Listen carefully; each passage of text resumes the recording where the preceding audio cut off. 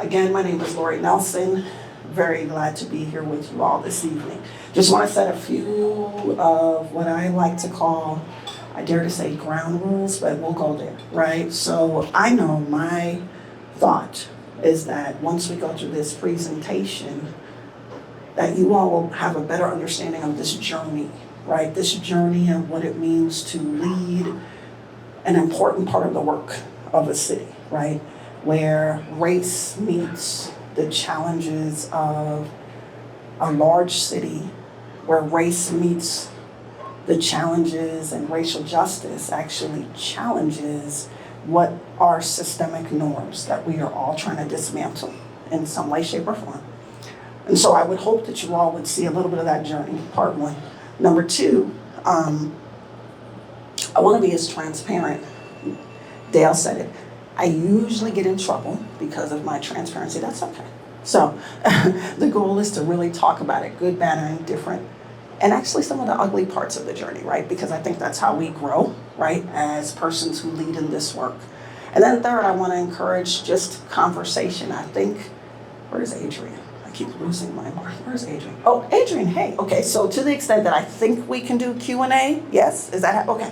So we'll be transparent in that space. So I hope that's cool. Okay. I'm much more casual than usual. Thank you, Claude. So currently, Boston's population, based on the last census that went out, kind of splits us up here.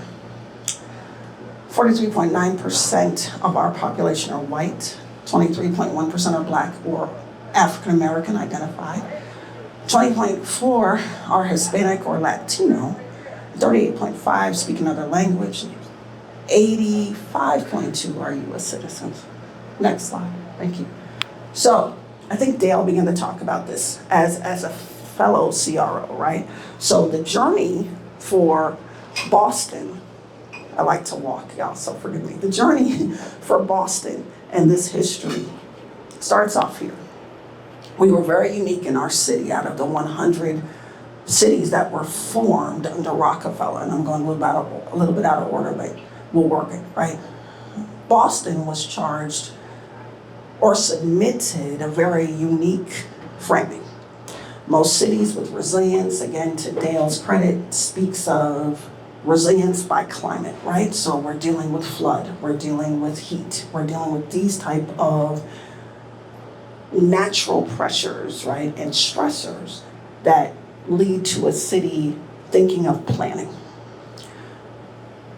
This city decided that resilience would be defined by its history and evolution of combating race, right, and race matters. And what does that look like under the term resilience? So I come in and we begin to establish something called the Boston Resilience Strategy, which was why we were lifted as a Rockefeller, one of the cities, that really focused on what that looks like for community, what that looks like for government, and what that looks like relative to how we shift this city and its reality of race. Many of you are familiar with some of the iconic types of images of race in Boston, right? There's busing, right? Familiar with busing. There's housing. And these are still at the core of how we are still grappling with race across the city. And so then we decide in 2019 that we're going to make this a formal process for governance. How does governance evolve, right? How do we transform and look at this model into 3 Ps, policy, program, and practice? How do we do it? We do it by an executive order that's established. It focuses on culture shifts and governance through a racial justice lens.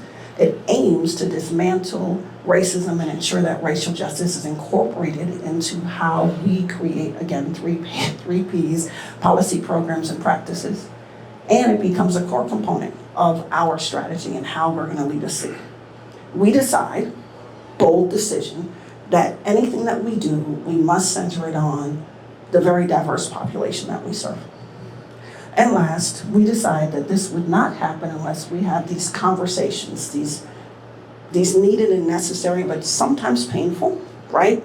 Conversations about race and what that means for this city. Next slide, please. So we then hit right before a pandemic, right? So 2019 went to 2020. How did we lead in this? What did we do?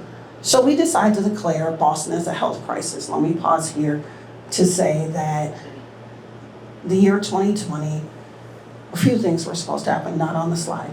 So prior to us introducing this as a public health crisis, we were to host the oldest civil rights organization in the nation, the NAACP. The NAACP National Convention was going to come in 2020, and then COVID hits. Globe shuts down, and we are faced with how do we move a city forward in the midst of, much like you all, in the midst of this type of space. Okay. A public witness of murder happens. George Floyd is a global event, right? This city has to figure out how to respond because, much like your cities and others, there's an uprising, right? Everyone's protesting, people are talking about certain things that we must do because it must stop. And so for Boston, it was clear that we had to deal with, number one, a rise of protest anger, right? People really beginning to feel that government can't be trusted, police can't be trusted, reforms must happen. Many organizations step up to the plate and begin to look at either ways to be of a resource that is financial, a resource that is to begin to look at ways to reimagine and redefine, and this is where you all play a pivotal role, how businesses look at this very topic. Whether it be to do conversation, whether it be to combine that with giving, that's where we land. Out of that, going back to where Dale was again, our cities built out this group called Community of Practice. Our goal as a co-chair of the practice is to continue to push the needle and continue to challenge cities and leaders to think about race and race equity in everything that they do. And so we do this now, and it becomes part of the framework of how Boston continues to move and grow in race. The other thing that happens, and of course you can see it up here, certainly you can look up resilient cities and you will see everything around the community of practice. Second thing that happens is that from a public health perspective, in the midst of this, we declared that the pandemic had a trifecta effect. There was economic, there was health, and of course race. So what happens in the public health and equity matters, we form a task force that begins to look at this global pandemic and how we can sustain and help Black and brown people recover and also heal and also get everything necessary so that we can live. That's part two. And then out of that, we decide that we are going to look at different ways to design methods to help communities of color, those who were historically impacted, historically on the have-nots end of the work, get what they need so that they can survive and thrive. So I said in the beginning, there's some good, bad, and ugly spaces where we begin to learn and grow. The first is this: one of the takeaways that happened during this time was that we began to see this divide. The divide said that there are certain people, if I was looking at this side of the room, of the haves, which means that everything they needed during the pandemic was there. Whether it's because of privilege, whether it's because of race, whether it's because of economic status, they had everything they needed. This side was on the have-nots end. That meant that any type of resource needed and necessary was harder to get, again, because of color, class, race, or economic status. So this begins to continue to divide. And we began to look at how can we bridge this gap. Second thing that happens that we are looking at how do we meet this need? How do we push equity in all that we do? Because it's clear that in the city of Boston, where we again declared a public health crisis with the title of race, that there's still all this inequity. Next slide. So we begin to look at the new norms. That is life with COVID and overt racism on the rise. I fast forward, I know you all certainly recall, again, going back to George Floyd and some of the protests and everything that happened, that with that came the understanding that race is here and we have to deal with race matters. So 2021, in this city, in Boston, things happen as we fast forward through a pandemic and we're now in life with COVID, or the different iterations of COVID, right? This city is turned upside down. Dale, Adrian, Therese, we've never seen something like this in 2021.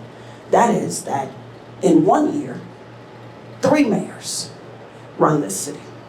I need y'all to pause for a second. Just be with me in the moment. 3. One is an Irish American who then becomes Secretary of Labor, Mayor Walsh, or Secretary Walsh. Forgive me for those who know him. Forgive me for not calling him Secretary Walsh.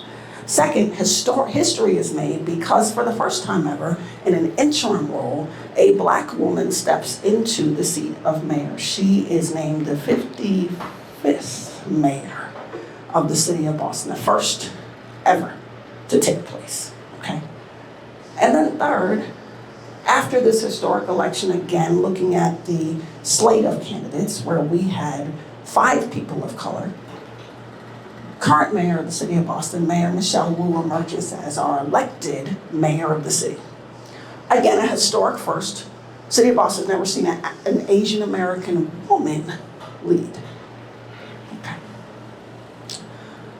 The core of this work has got to remain in the fabric of how a city moves and continues to grow and develop.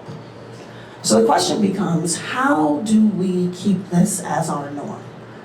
And with the help of the COP, we decided the work of holistic urban resilience is prioritized via conversations, commitments to support robust DEI initiatives, both public and private sectors, and the impact of training on race matters. So what that means is we have put together in the city of Boston this training called REAL, Race, Equity, and Leadership Training. It is a training that is devised to ensure that all leaders take this implicit bias, cultural awareness training that will help us to lead a city forward, right? It's an agreement that says a universal language of understanding core values and understanding cultural differences, how we move a city. And so then we decide to look at this from a space in 2021. And we realize that there's still disparities, right? And there's still differences in how COVID and its impact affects people of color. And so we go into this huge campaign rather, to ensure that people of color understand that there are supports for vaccines, recognizing some of the trauma that comes from some of the lived experience and the history of how Black and brown people have been utilized as tests in other ways, right? And then secondly, we lean on community partners, leaders, faith leaders to help us secure this campaign and message.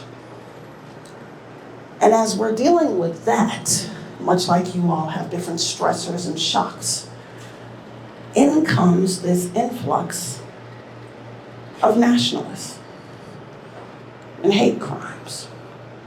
And we realize that this work, which is embedded in a different twist or spin on resilience, still remains relevant today.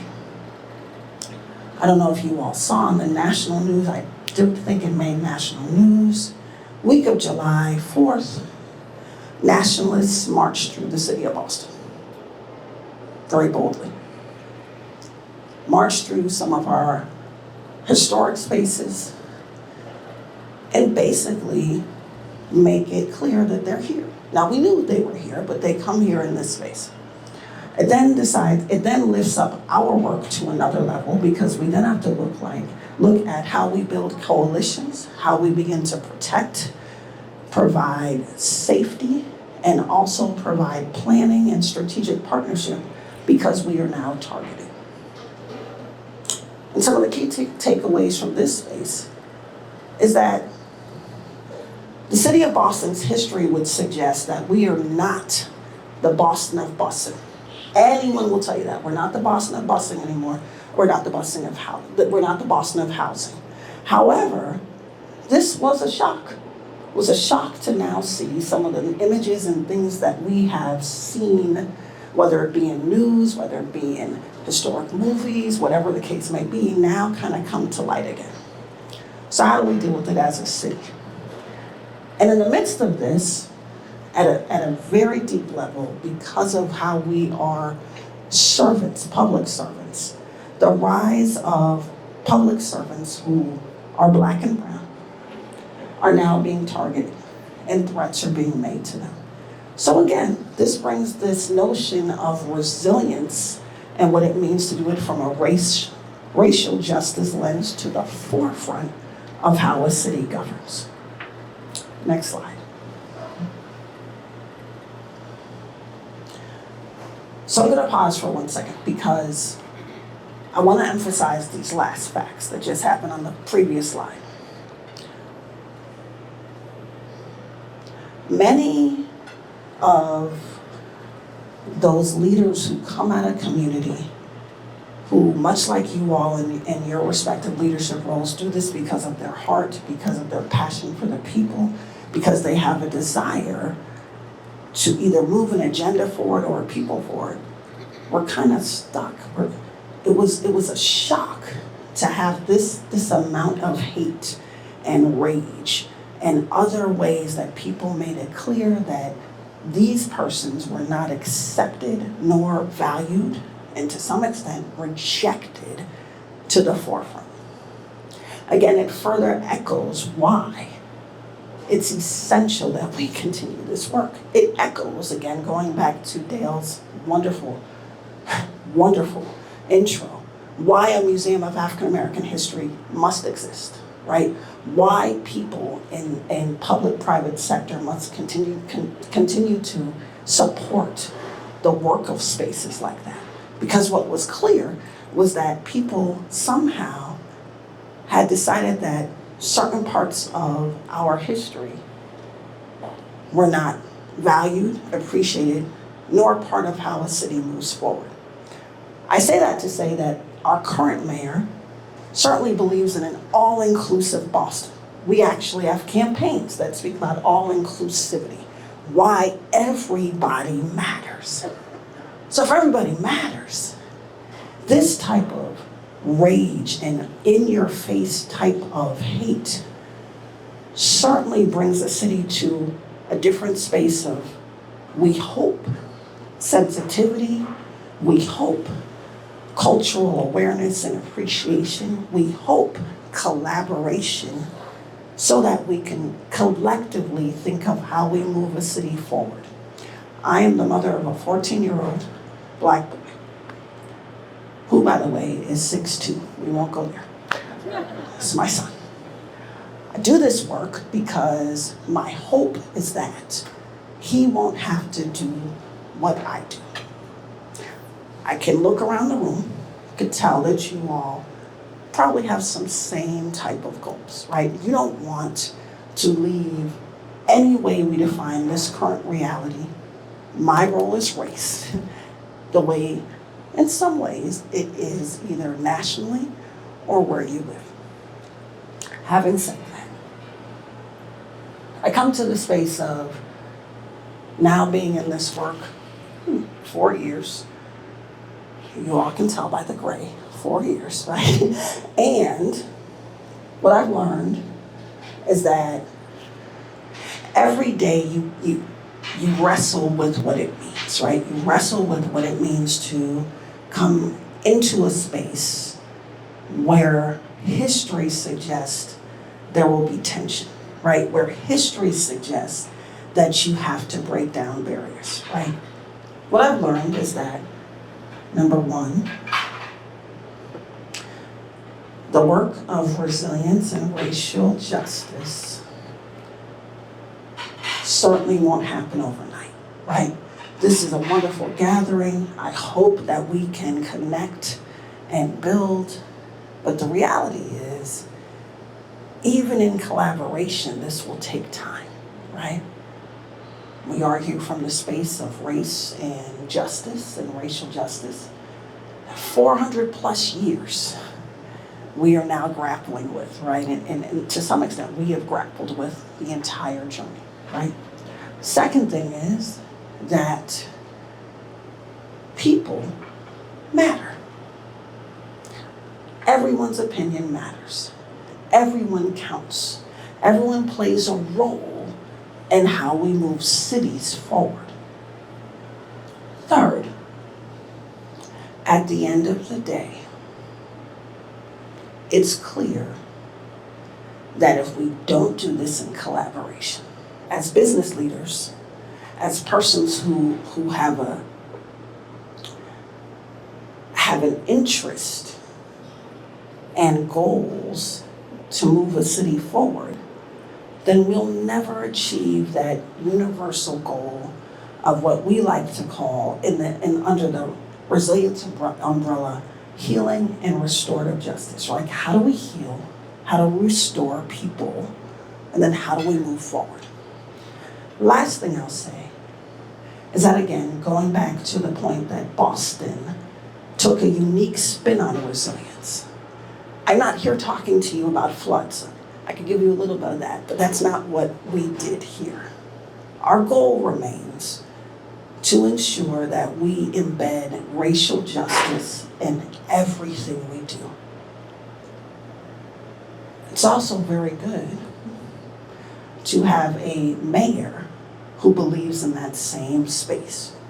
And so albeit the work is hard, albeit the work can make you cry sometimes, it can make you really think about some things, it's always good to have this collaborative type of approach. What you're seeing in the background, I have to give shout outs. I like to do that.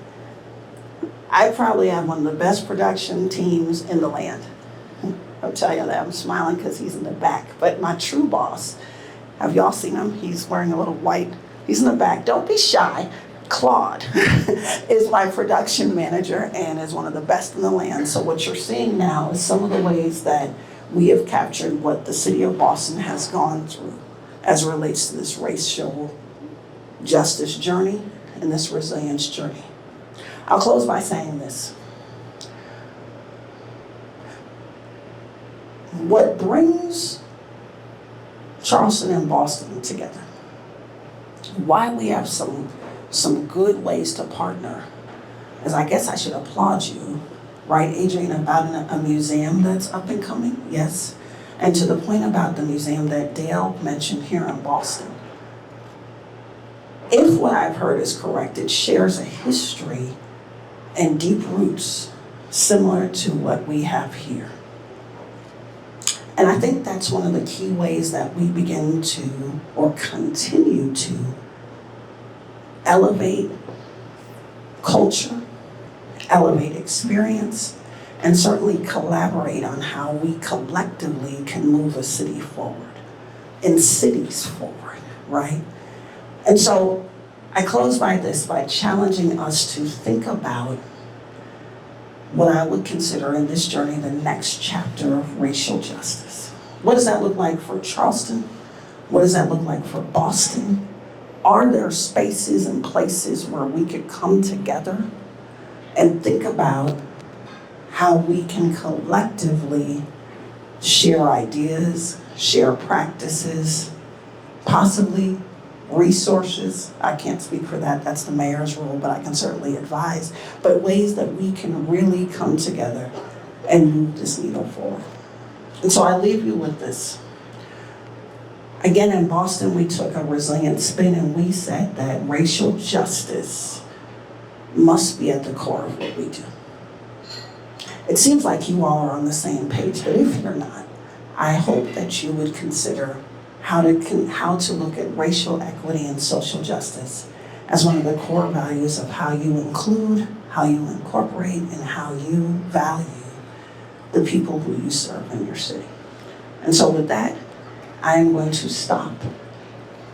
because I'm pretty shy and I don't like talking too much, but I wanted to just thank you all for allowing me to share this journey of racial justice in the city of Boston that again is founded and is really focused on policy, program, and practice, and ultimately 4Ps, people. And so I thank you on behalf of the city of Boston, on behalf of Mayor Michelle Wu, our leadership team. I'm pleased to hear that my partner in this work will be joining you all, I think it's tomorrow? Friday, to bring his perspective from an economic space. But thank you again, and I look forward to questions and answers, and I definitely look forward, I'm looking at you, Dale, to forging partnerships as we move forward. Thank you so much.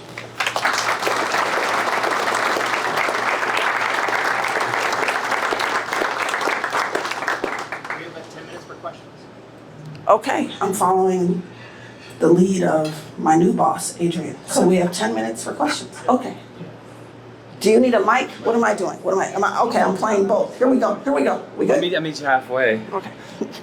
You had mentioned that the communities that have been disproportionately impacted by the pandemic are needing some support. What can the collaboration in this room bring in terms of building the financial ecosystems to help those communities recover? Because I think the collaboration here can make a big difference. What's the impact that you would see coming from this group that could make something meaningful happen in the short term? Sure. Thank you. Thank you for that. What's your name? Sean, I'm with Rev. Hey, Sean. Thank you so much for the question. Forgive me, I did omit one piece when I was thinking about key takeaways. So to your question about what we could do, right, collectively, and certainly by way of where you sit, I will start here. Let me say this. I think we missed an opportunity. Be very honest. I told you I'm very transparent, could get me in trouble. But in the time of the pandemic, and we've defined it by race, economics, and health. Should reverse it, health, There was a moment under the race space, after George Floyd is murdered, there was this huge type of let's pour into community, right? Whatever that looked like. And I think what we missed was what that could look like long term, right? So it was really about the crisis moment, and it was a crisis. It was a global witness of murder, right? And for a good while, and I shouldn't say it like that, at least for what I think I witnessed of months after, there was this concerted effort where business, collaborations like yours, gave. They gave to either funds that were established, or what some people, and here in Boston we had the Resiliency Fund, where people were able to give. Where I think we could collaborate is the thinking or the strategic plan for what this means long term, right? Not just because of crisis, and I'm not taking away from that, right? But how do we plan, I dare say this, for what could be next? And that's a strategic plan of sustainability and a strategic plan of longevity and looking at it from a place of now and maybe 10 years from now. That makes sense? In my head it sounded okay. Is that okay? Okay, cool, okay. Any other questions? Oh, you have a mic. Sorry. Hey, thanks for the information. You mentioned that y'all were encouraging legislators to take, I can't remember the course, some racial courses. So how do you combat when they come back like, well, so you say I'm racist, that's why I need to take this course? Or why should I take this course? I'm not racist. So what's your combat for that, or encouraging words to make it, put it in perspective that it's their benefit to take that course? So it was a little different in Boston. We actually we shaped it as an executive order. And within that executive order, under the watch of the mayor, it was a mandate, right? And so it was There was no, right? Like you had to do it. But I think that was our way to ensure that we were covering the bases of persons who could say, oh, okay, I don't feel like this, or I'm not racist, and what are you implying? The overall executive order broke it down again into, you'll always hear me say this, we're gonna be partners, so y'all get used to the language of 3 or 4 Ps, right? So we embedded the language of policy, program, practice, and people so that persons had to think twice about, oh, you're calling me this, that, and the third. And it was very good to have it come from the mayor, really, right? Because at the end of the day, this was a mandate. And that came with a lot of support from persons who were able to then hold people accountable. Does that make sense? Because I think where it gets tricky is that you will always have people who will go against whatever that norm is, right? And so from where we began to build this out, that accountability piece is key. So when you're building something like this, and happy to share this training with you all if you so like, it is called Real Race, Equity, and Leadership Training. We actually had a consultant group that came in and have worked through the whole process, and we're now in phase 4 of the process. Been a 2.5, almost 3-year process. We have 18,000 employees in the city of Boston, and so we're still moving towards the end goal. But happy to share it with you. But what I will say is that, again, from the accountability standpoint, it always worked well to have the mayor's full buy-in and then also leadership, inclusive of your administration and finance office. Where's my friend? Hear me on that. Inclusive of your administration and finance and or budget dollars and cents office. Always helps. Lori, Yes. if we can, if you'll stick around for additional questions, do you have time? Did I not say you were in charge? Yes. We're good. We're good. Yes. And I'm diverging a little bit here. One of the things that always comes up, and I've not heard mentioned today, is how does education fit into all this? Because oftentimes, a lot of it has to do with lack of education and training growing up. So how does that fit in here in the city of Boston? Sure. So again, I'm going to use the previous question to answer that. So under the training that we put together for the city. And I don't mean training like No. I mean like grade school education. I got you. So under that piece, one of the components is Boston Public Schools. So in our 18,000 member, right? So 11,000, yes, is it 11? Yes, 11,000 are under the umbrella of Boston Public Schools. So that is little people to, okay. And so we had a series of meetings with them because we challenged them around a couple of things. Number one, how are you embedding racial justice, equity into how you teach?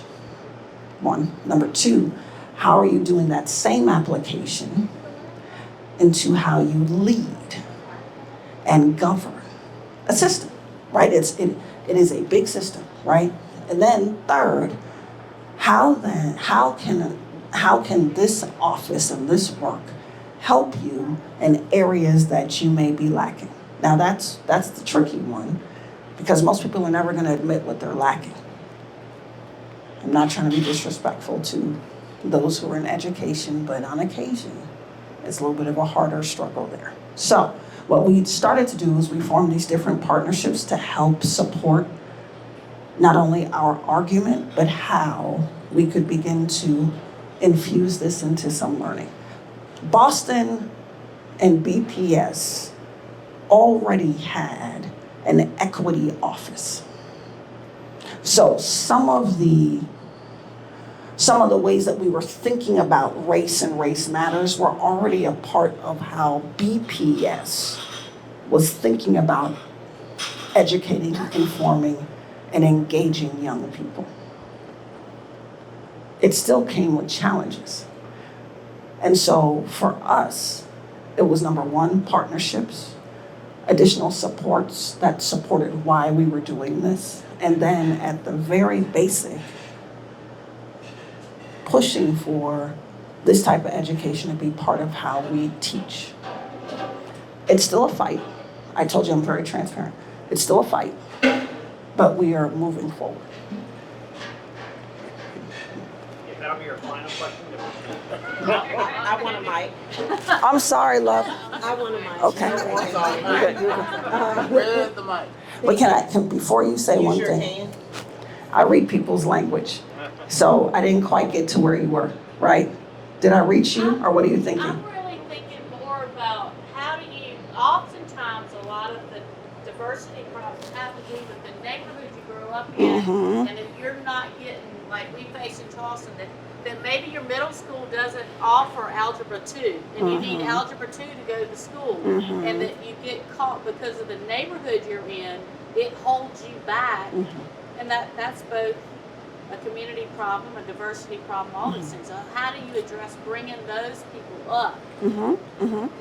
Okay, I got you there. I got you there. Not about diversity education necessarily, Right. but how do you give everybody the same equal opportunity? Equal opportunity. Okay. Before I get, and I'm taking your skirt because I saw the skirt. I am. Okay. Thank So. you for coming back. No, I read people. I'm good. Okay. I'm not good. I'm saying I read people, so you're good. Okay, so here's where we're going.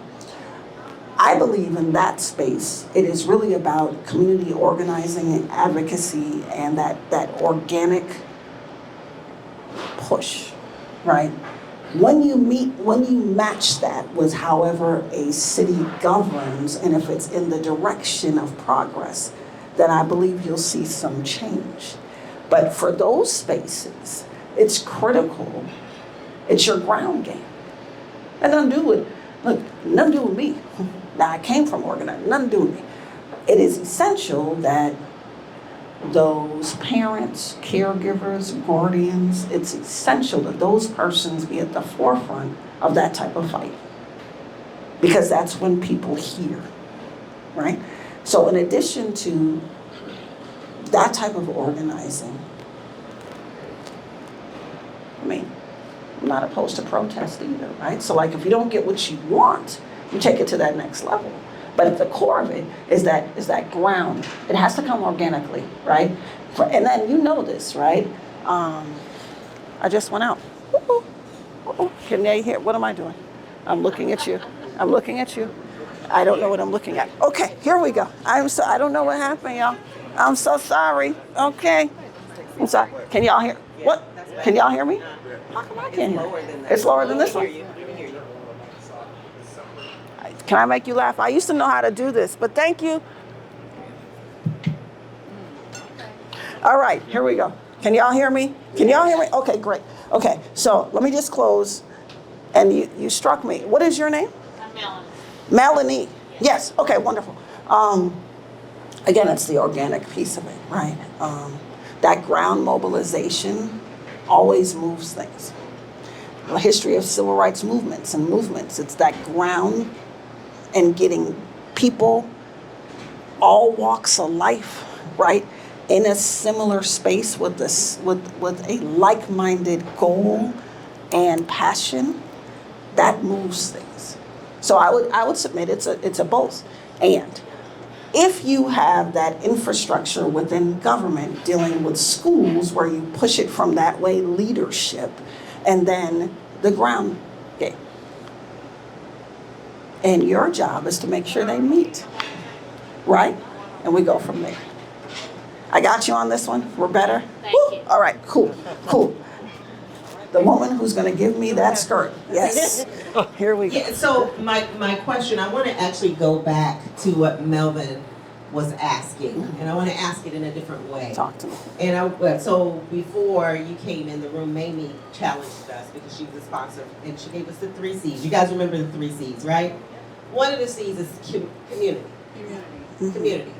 And so the real question is, what advice do you have for people outside of if a mayor does an executive order? If a mayor does an executive order, that is for the mayor's staff. Right. But most of us in here ain't on none of the mayor's staff. And We're not. There's 3 mayors in the room. My personal mayor is in the room, but I'm not on her staff. I'm a citizen. Okay. right? And so, but we're business leaders. Mm-hmm. And Melvin's question is, what advice do you have for us? That sometimes, because we do have a local community training called Racial Equity Institute that the YWCA Charleston has, and a lot of us in the room have been to it, but a lot of us still need to go to it. Mm-hmm. But it's the thought of, I'm not a racist, why do I have to go to this training? Mm-hmm. Are you saying I'm a racist? That cannot be handled under an executive order I got by you. a mayor. I got So you. what advice do you have? Sure. That's great. That's great. And first, forgive me. I was trained by, I think y'all heard, the only black governor ever in the state of Mass. And protocol would mean that you said there are 3 mayors in the room? Goodness. Okay, forgive me. Can the 3 mayors stand up, please, quickly?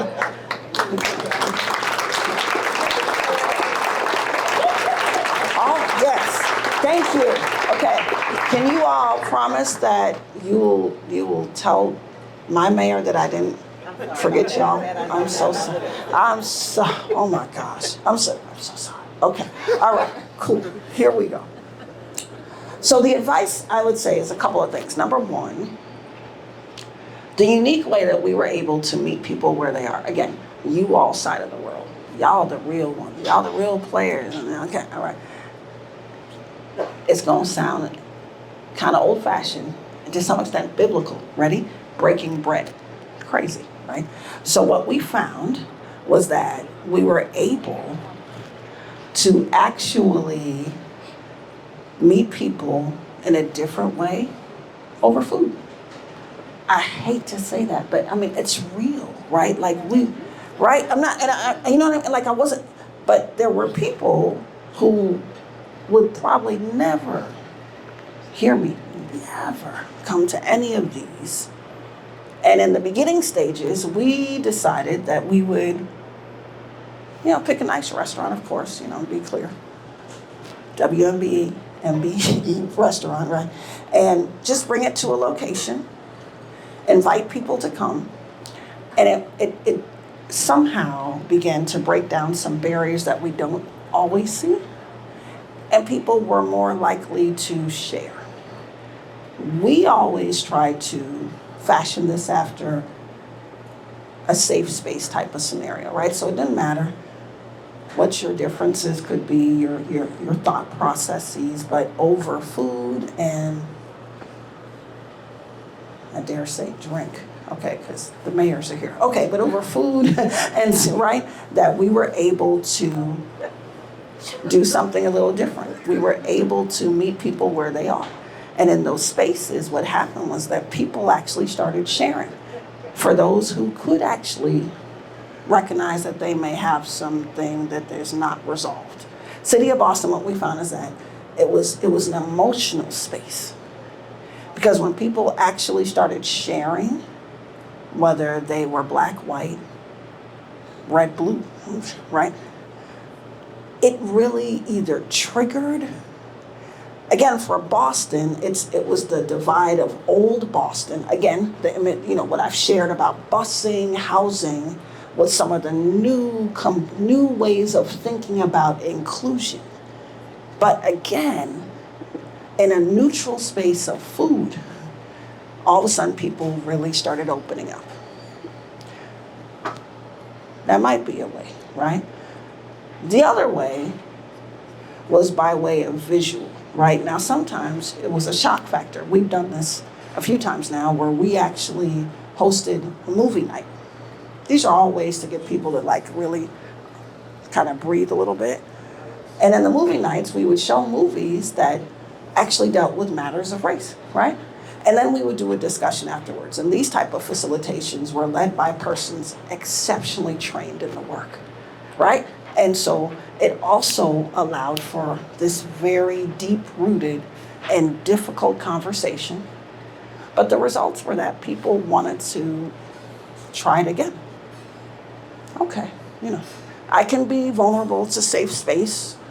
I recognize that there are many differences. We come from different spaces, different lifestyles. I may have been raised in a household where I don't like you because of your skin. Okay, I admit that. And now what? How do we grow from that space, right? And so these safe spaces allowed for that to happen. Did that? We good? Okay. I'm looking at my new boss. And are we good? We're good? Okay. Thank you. Thank you. Thank Lori, you. Thank you so much.